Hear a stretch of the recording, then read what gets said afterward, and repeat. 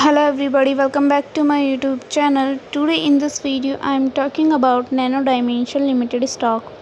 In this video we talk about stock pros and cons and technical analysis and latest news about it.